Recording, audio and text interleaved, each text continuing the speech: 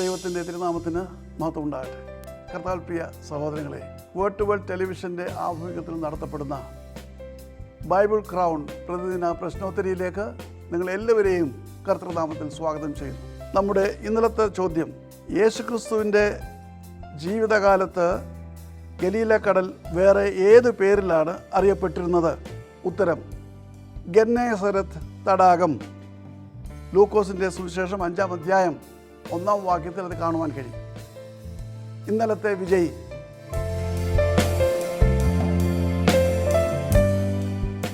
ഇന്നത്തെ ചോദ്യം, മോശയുടെ പിതാവിൻ്റെ പേരെന്ത്? വളരെ ലളിതമായ ചോദ്യമാണ്. ഞാൻ ആവർത്തിക്കുന്നു, മോശയുടെ പിതാവിൻ്റെ പേരെന്ത്?